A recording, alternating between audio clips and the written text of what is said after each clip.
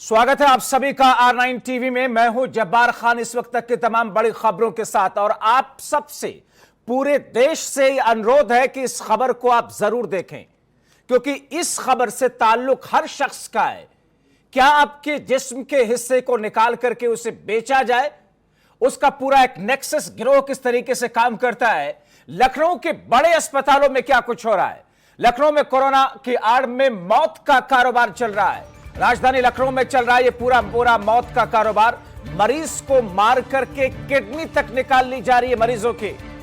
लखनऊ के दो बड़े अस्पताल इंत्रिगल और एरा हॉस्पिटल पर गंभीर आरोप लगे हैं। इंत्रिगल और एरा हॉस्पिटल, दो ये हॉस्पिटल है उत्तर प्रदेश की राजधानी लखनऊ के, जिनके ऊपर में गंभीर आरोप लगा है। किस तरीके से ह्यूमन ऑर्गन्स को निकाल करके मरीजों की बॉडी से पहले उनको मार दिया जाता है, उनके किडनी और दूसरी तमाम ऑर्गन्स को निकाला जाता है और फिर उन्हें बेचा जाता है।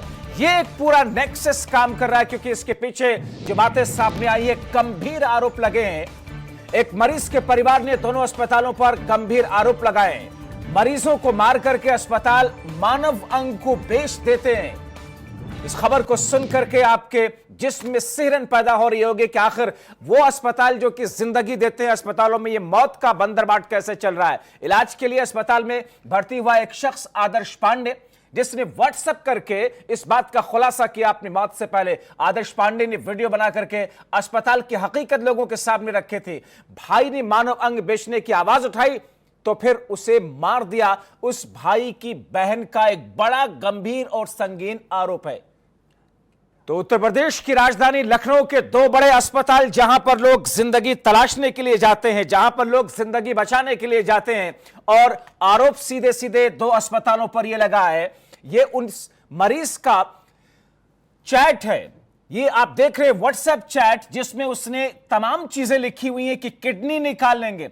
एक लंबी चौड़ी चैट है जिसके माध्यम से आप देख रहे हैं अस्पताल के ऊपर ये गंभीर आरोप कि अब कोई कोरोना नहीं है मुझे, लेकिन ये लोग मुझे मार देंगे, किडनी निकाल लेंगे। और उसके बाद में आप विडंबना देखिए, जब उस शख्स की मौत हो जाती है और उसके बाद जब उसकी बहन पीड़िता इस पूरे मामले को लेकर के आगे इंसाफ की लड़ाई लड़ने की बात करती है, तो उसे धमकाया जाता है।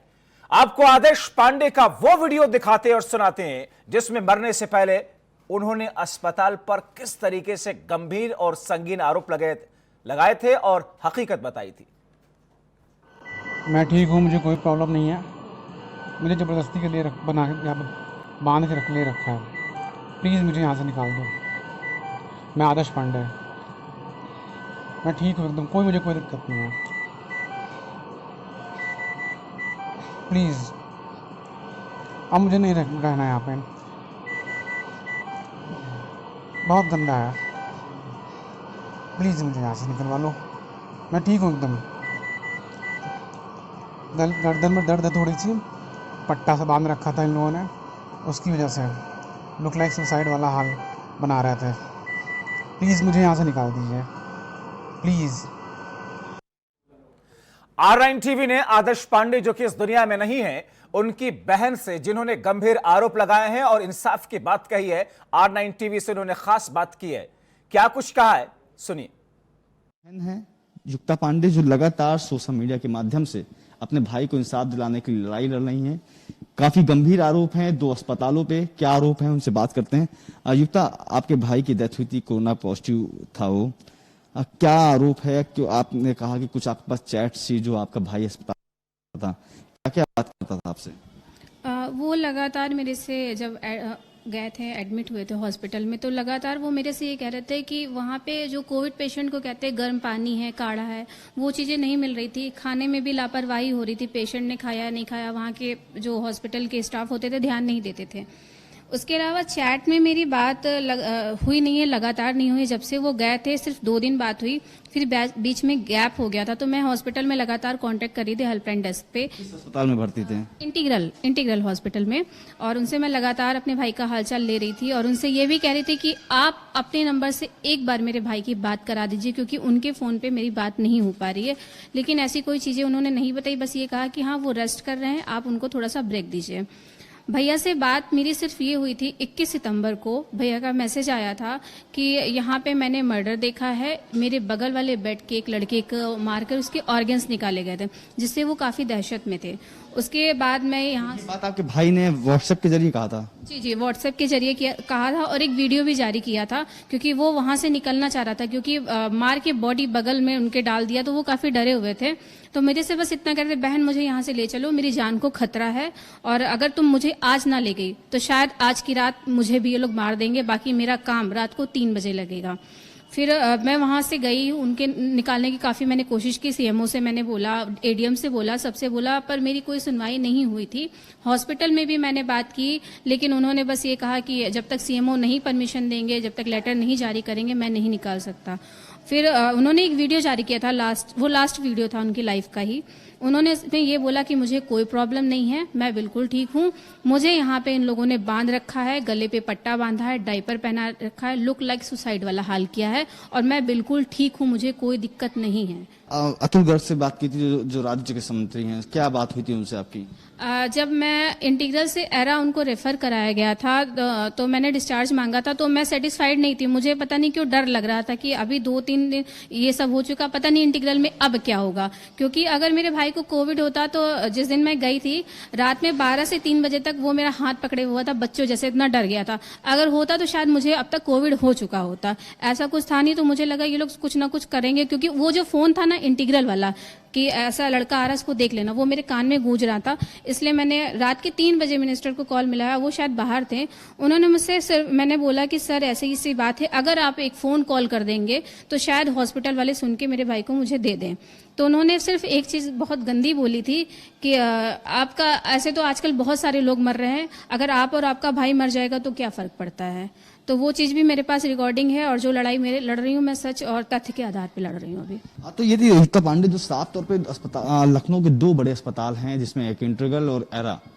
फिलहाल युक्ता का जो आरोप है कि उनके भाई ने कुछ ऐसी चीज अस्पताल में होते हुए देखी थी जिससे अस्पताल को खतरा था, जिसके तहत आदर्श पांडे को मार दिया गया। फिलहाल युक्ता पांडे इस पर एफआईआर दर्ज होने की बात कर रही है। लखनऊ से कैमरा पर्सन अमित मिश्रा के साथ गगन मिश्रा, 9 टीवी उत्तर प्रदेश। तो क्या आदर्श को उस अस्पताल ने मार दिया? क्या आदर्श की हत्या की गई उस अस्पताल के अंदर? आइए आपको एक बार फिर से सुनवाते हैं आदर्श पांडे ने अपनी मौत के पहले क्या कहा था, अस्पताल के ऊपर में कितना गंभीर आरोप लगाया था। मैं ठीक हूँ, मुझे कोई प्रॉब्लम नहीं है, मुझे ज़बरदस्ती के लिए बना के यहाँ बांध के ले रखा है, प्लीज़ मुझे यहाँ से निकाल दो। मैं आदर्श पांडे, मैं ठीक हूँ एकदम, मुझे कोई दिक्कत नहीं है, प्लीज़ अब मुझे नहीं रहना यहाँ पे, बहुत गंदा है, प्लीज़ मुझे यहाँ से निकलवा लो, मैं ठीक हूँ एकदम। गर्दन में दर्द है थोड़ी सी, पट्टा से बांध रखा था इन लोगों ने, उसकी वजह से लुक लाइक सुसाइड वाला हाल बना रहे थे। प्लीज़ मुझे यहाँ से निकाल दीजिए, प्लीज़। मैं ठीक हूँ, मुझे कोई प्रॉब्लम नहीं है, मुझे ज़बरदस्ती के लिए बना के यहाँ बांध के ले रखा है, प्लीज़ मुझे यहाँ से निकाल दो। मैं आदर्श पांडे, मैं ठीक हूँ एकदम, मुझे कोई दिक्कत नहीं है। तो आदर्श पांडे किस तरीके से फरियाद करता रहा, गुहार लगाता रहा, अपने घर वालों से लेकर के उत्तर प्रदेश की सरकार तक अपनी आवाज पहुंचाने की कोशिश की, मगर अस्पताल ने उसे मार दिया, यह आरोप है। तो ये अस्पताल मौत बांट रहे हैं उत्तर प्रदेश के अंदर। मंत्री जी की मानवता भी मर गई है। मृतक की बहन ने मदद के लिए स्वास्थ्य मंत्री को फोन किया, मगर किस तरीके से गैर जिम्मेदाराना व्यवहार एक मंत्री की तरफ से आता है। उत्तर प्रदेश सरकार के एक मंत्री क्या कह रहे हैं कि सैकड़ों लोग रोजाना मर रहे हैं, आप और आपके भाई अगर मर जाएंगे तो उससे क्या फर्क पड़ेगा। मंत्री जी की मानवता आखिर कहां चल गई। एक वो शख्स जिसे जनता ने चुन करके उस जगह पहुंचाया जहां से वो लोगों की रक्षा, सुरक्षा और विकास के लिए अपनी जी जान से पूरी कोशिश करेगा, मगर वो शख्स जब मंत्री के पद पर आता है तो कितना असंवेदनशील हो जाता है, कितना संवेदनहीन हो जाता है। ये पराकाष्ठा है संवेदनहीनता की। मृतक के बहन से किस तौर पर टेलीफोनिक कन्वर्सेशन में जो आरोप लगाए गए हैं मृतक के बहन की तरफ से कि मंत्री ने जिस अंदाज में उनसे व्यवहार किया, वो न सिर्फ आपत्तिजनक था, बल्कि एक स्वास्थ्य मंत्री की तरफ से कही गई गैर जिम्मेदाराना बात को लेकर के अब उनके खिलाफ में इस पूरे मामले पर कार्रवाई भी होनी चाहिए। उन्होंने कहा कि कोई आत्महत्या कर ले तो मंत्री जी इसमें क्या कर सकते हैं। युवती ने कहा भाई को बचा लो, नहीं तो आत्महत्या कर लूंगी। स्वास्थ्य मंत्री बोले मर जाओ, देश को फर्क नहीं पड़ता है। हमारे साथ में इस वक्त कांग्रेस पार्टी के नेता और प्रवक्ता अंशु अवस्थी फोनलाइन के जरिए जुड़े हुए। अंशु अवस्थी जी, अतुल गर्ग ये कहते हैं कि मर जाओ क्या फर्क पड़ता है, आप मर जाओ, आपके भाई मर गए, इससे देश को क्या फर्क पड़ता है। ये मंत्री की भाषा है। देखिए, ये बहुत दुर्भाग्यपूर्ण है। सरकार की जिम्मेदारी है कि जो प्रदेश के लोग हैं उनका कल्याण करना, उनके जीवन की रक्षा करना, उसके लिए जो प्रयास करने पड़े वो करने, ये सरकार की जिम्मेदारी। और सरकार में बैठे इतने जिम्मेदार मंत्री इस तरीके की बात कर रहे हैं तो आप समझ सकते हैं कि भारतीय जनता पार्टी की, उनके नेताओं की, प्रदेश की और देश की जनता के प्रति क्या सोच है। क्या वो सोचते हैं कॉमन मैन के बारे में। महात्मा गांधी ने कहा था कि जब आप कभी कोई भी निर्णय लें तो ये सोच लें कि सबसे सुदूर बैठा जो गरीब व्यक्ति है उस पर उसका क्या असर पड़ेगा। और भारतीय जनता पार्टी के नेताओं की क्या सोच है, ये गांधी के विचारों की बात करते हैं सिर्फ, और इनकी जो सोच है, इनकी जो मंशा है, वो पूरी तरीके से जो जनता है उसके विरोधी है, प्रदेश के जो लोग हैं उनके विरोधी है। इसीलिए इनके जो कर्म है, इनकी जो कार्यशैली है, वो नौजवान विरोधी है, आम जनमानस विरोधी है, महिला विरोधी है। और समय समय पे ये उदाहरण सरकार में बैठे लोग देते रहते, चाहे जितना सच छिपा लें, लेकिन जो असली सच है वो निकल कर सामने आ जाता है। अंशु अवस्थी जी, ये तो एक बात हो गई, ये तो उस मंत्री के जी अतुल गर्ग स्वास्थ्य राज्य मंत्री की भाषा की बात हो गई। लेकिन अस्पताल, दो बड़े अस्पताल उत्तर प्रदेश की राजधानी लखनऊ में जहां पर मौत बांटे जा रहे हैं, ह्यूमन ऑर्गन्स को निकाला जा रहा है, और ये आरोप लगाया गया आदर्श पांडे, एक शख्स जिन्होंने मौत से पहले अपना वीडियो बनाया और उसके बाद में, और ऐसा ही एक और मामला टीएमयू से भी सामने आया था, उसके बाद में कार्रवाई नहीं हुई। अभी तक किसी तरह की कोई जांच पड़ताल नहीं की गई।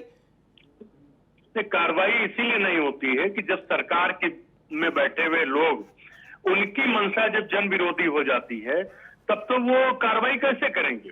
वो तो ऐसे अफसरों को अप्रिशिएट करते हैं, ऐसे अफसरों की अनुशंसा करते हैं। आप देखिए, उत्तर प्रदेश में बीजेपी सरकार में 13 से ज्यादा आईपीएस सस्पेंड हो चुके हैं, जिसमें से 7 की बहाली चुपचाप गुपचुप तरीके से कर दी गई। आखिर उनकी बहाली का क्या आधार था।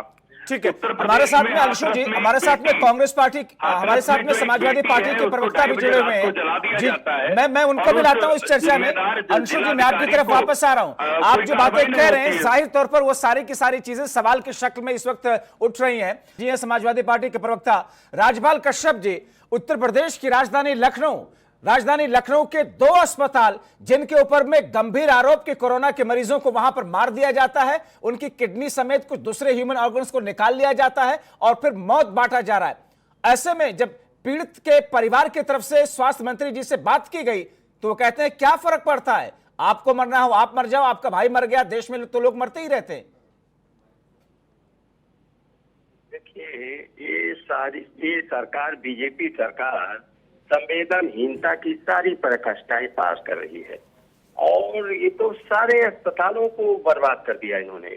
और जो डीजीआई लेवल के जो हॉस्पिटल है हमारा, वहां तक ये कोई सरकार का ध्यान नहीं है। इतने बड़े बड़े संस्थान हैं, सबको बर्बाद कर दिया है बीजेपी सरकार ने। कोई सरकार संवेदनहीन हो गई है। अस्पतालों की जितनी दुर्दशा है, आज कितने पेशेंट घूम रहे हैं, किडनी, लीवर, हार्ट मारे मारे घूम रहे हैं, दरवाजों पे दम तोड़ दे रहे हैं, कोई पूछने वाला नहीं है। और कोरोना की आड़ में, और कोरोना का बहाना लेके पता नहीं कितने पेशेंट दम तोड़ दिए हैं। मगर जी, पैसों का बंदरबाट और वहां पर गैर जिम्मेदाराना रवैया एक अलग मसला है। यहां पर अस्पताल के ऊपर में हत्या करने का आरोप लगा है कि कोरोना के मरीजों को मार दिया जाता है, उनकी किडनियां निकाल ली जाती है, और स्वास्थ्य राज्य मंत्री ये कहते हैं कि साहब देश में तो लोग मरते रहते हैं। ये गंभीर मामला है, सरकार को गंभीरता से लेना चाहिए। सरकार को कम से कम कोई शिकायत कर रहा है तो उसकी शिकायत सुनना चाहिए, उसको गैर जिम्मेदाराना तरीके से संवेदनहीनता के साथ में उसके पीड़ित परिवार को बयान देना, ये सरकार कहीं न कहीं बुरे घमंड में है। बीजेपी सरकार बहुत घमंड में है, क्योंकि उनको केंद्र में भी सरकार है, स्टेट में भी सरकार है। इनका घमंड तो जनता ठीक करेगी, और लेकिन जनता परेशान है आज, सब जनता परेशान आपको ऐसा लगता है, और आपको ऐसा लगता है राज्यपाल जी, हमारे साथ में कांग्रेस पार्टी की प्रवक्ता भी हैं, अंशु अवस्थी जी भी हैं, मैं अंशु अवस्थी जी आपकी तरफ आता हूं, लेकिन राज्यपाल जी आपको ऐसा लगता है कि जो आरोप लगाए गए हैं उस मृतक की मौत से पहले वीडियो के जरिए या उसकी बहन के जरिए अस्पताल पर मौत बांटने का या हत्या करने का, आपको लगता है ये सब कुछ हो रहा होगा अस्पताल के अंदर? निश्चित तौर से हो रहा है। ये कोई पहली बात नहीं है। इससे पहले भी इस तरीके की घटनाएं आई हैं, आप याद करिए। उत्तर प्रदेश में यही भाजपा की सरकार में गोरखपुर में जब बीआरडी कॉलेज में बच्चों की डेथ होती है और एक जो डॉक्टर वो किसी तरीके से ऑक्सीजन का अरेंजमेंट करता है, डॉक्टर कफील, और उस पर ही सरकार कार्रवाई कर देती, गुंडा एक गैंगस्टर और सारी कौन कौन सी धाराएं लगा दी, उनको 1 साल से ज्यादा जेल में रखा, हाईकोर्ट की फटकार के बाद रिहाई मिली। तो उत्तर प्रदेश में लगातार जंगल राज चल रहा है और बिना ये आदित्यनाथ के और बीजेपी की सरकार के संरक्षण के नहीं चल रहा। ये सिर्फ स्वास्थ्य राज्य मंत्री के बिगड़े बोल नहीं है, ये उत्तर प्रदेश के मुख्यमंत्री की मंशा है।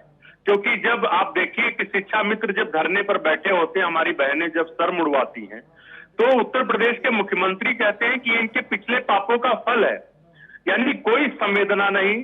और जिस तरीके की ये घटना जो आई है, ये बहुत ही दुर्भाग्यपूर्ण है। उत्तर प्रदेश की सरकार पूरी तरीके से जन विरोधी हो चुकी है।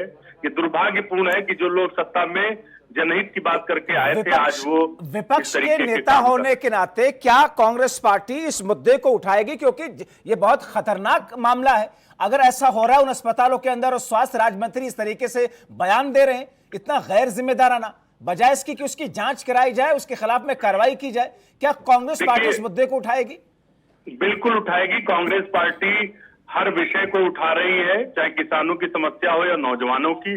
और ये जो घटना है ये बहुत ही ज्यादा गंभीर है, कांग्रेस पार्टी उसे उठाएगी। और मैं आपको बता दूं कि कोरोना के समय में उत्तर प्रदेश सरकार में उत्तर प्रदेश के बजट का बंदर बांट चल रहा है, और जो अस्पताल है वो किडनी निकालकर, लोगों को जिंदा मारकर किडनी निकाल रहे हैं। सब लूट का धंधा चल रहा है, जिसमें सरकार शामिल है और अस्पताल भी शामिल है। हम इसको उठाएंगे और इसको लेके चाहे जितनी लड़ाई लड़नी पड़े। और हमारी प्रभारी श्रीमती प्रियंका गांधी जी इस बात को कह चुकी हैं कि उत्तर प्रदेश के जो मुख्यमंत्री हैं उनमें कोई भी संवेदना नहीं बची है। मुख्यमंत्री जी अब इस्तीफा दीजिए, बहुत हो चुका उत्तर प्रदेश को, अब आप इससे ज्यादा जंगल राज मत बनाइए। जी, मगर सवाल यह है कि विपक्षी पार्टियां अगर कोई प्रोटेस्ट करती हैं, बातें उठाती, तो सत्ता पक्ष ये करी कि साहब ये षड्यंत्र कर रहे हैं, साजिश कर रहे हैं, आपसी सौहार्द खत्म करने की बात कर रहे हैं, सरकार को कमजोर करने के लिए साजिश कर रहे हैं, या हमारी छवि खराब कर रहे हैं। उसके बाद मामला तो वही दब जाता है ना। सवाल ये है अंशु जी कि मामला फिर वही दब जाता है, वो मुद्दे वही रह जाते हैं। जी, मैं इस बात को समझ सकता हूं, लेकिन उत्तर प्रदेश की जनता सब देख रही है। हाथरस की घटना में भी आपने देखा कि पीड़िता को रात को 2:30 बजे पेट्रोल डालकर सनातन धर्म के विधान के विपरीत जला दिया गया, और सरकार अपना नकारापन और निकम्मापन छिपाने के लिए मुख्यमंत्री विपक्ष पर दोषारोपण मर रहा। लेकिन प्रदेश के लोग इस बात को जान रहे हैं। हम बराबर आवाज उठा रहे हैं, उठाते रहेंगे, और इनका जो ये घमंड है ये टूटेगा, क्योंकि अहंकार तो ईश्वर का भोजन है। तो मुख्यमंत्री अभी आप यूपी सरकार से क्या कहेंगे कि इस मामले को, दोनों मामलों को लेकर के, एक अस्पताल पर मौत बांटने और हत्या करने का आरोप और उस पर एक स्वास्थ्य राज्य मंत्री का असंवेदनशील होने का जो आरोप है, दोनों चीजों को लेकर के आप क्या कहेंगे मुख्यमंत्री योगी आदित्यनाथ से? ये स्वास्थ्य राज्य मंत्री की भाषा नहीं है, ये सीधे ये मंशा है उत्तर प्रदेश के मुख्यमंत्री की, भारतीय जनता पार्टी की सरकार की। और उत्तर प्रदेश के स्वास्थ्य राज्य मंत्री ने, चूंकि वो स्वयं कोरोना संक्रमित हुए थे, उनको उस दर्द का एहसास जरूर होना चाहिए। लेकिन दुर्भाग्य है कि ऐसे लोग मंत्री बनाए हैं भाजपा ने। अंशु अवस्थी जी, बहुत शुक्रिया R9 टीवी के साथ में जुड़ करके विस्तार से अपनी बातें, अपने आरोप और अपने सवाल उठाने के लिए। सीधा रुख करेंगे अपने सहयोगी गगन मिश्रा की तरफ, जो कि हमारे साथ में इस वक्त सीधे जुड़ रहे हैं। गगन, अस्पताल पर गंभीर आरोप अस्पताल पर हत्या करने के साथ साथ में ह्यूमन ऑर्गेन को निकालने और उसका सौदा करने के भी आरोप लगाए। और मंत्री जी की यह संवेदनहीनता, अस्पताल की तरफ से सफाई क्या सामने आई है, या इस पूरे मामले को लेकर के पीड़ित परिवार की तरफ से कोई शिकायत पुलिस में भी दर्ज कराई गई? देखिए जब बात यही सबसे बड़ी विडंबना है कि एक जो आदर्श जो आज हम लोग के बीच में नहीं है, वो एक आरोप लगाता है कि उसके बगल में एक पीड़ित था, कोरोना पीड़ित था, उसके साथ क्या क्या हुआ। और क्योंकि उसने आरोप लगाया, उसने व्हाट्सएप चैट किया, उसने वीडियो के थ्रू ये बातें बताई। दोनों अस्पतालों पे आरोप था। एंट्रीगल पहले एंट्रीगल में भर्ती था और एंट्रीगल से उसकी बहन ने किसी तरह शिफ्ट करा के एरा में लेके गए और एंट्रीगल से ही फोन गया था कि आदर्श आ रहा है, आप उसको देख लीजिएगा।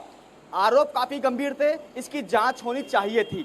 इसकी बहन ने सीएमओ से लेकर डीएम से लेकर सांसद से लेकर मंत्री के चौखट पर दरकार लगाई कि आप इसकी जांच करवा लीजिए। अगर क्योंकि भाई उसका आरोप लगा रहा है, क्योंकि वो उसका भाई ही वहां अस्पताल में था, वही वहां पर वीडियो बना रहा था, तो उसकी जांच होनी चाहिए। क्योंकि सबसे बड़ी बात है कि जो जिस मोबाइल से ये वीडियोस व्हाट्सएप किए गए थे, वो भी मोबाइल अभी तक उसकी बहन को नहीं सौंपा गया है।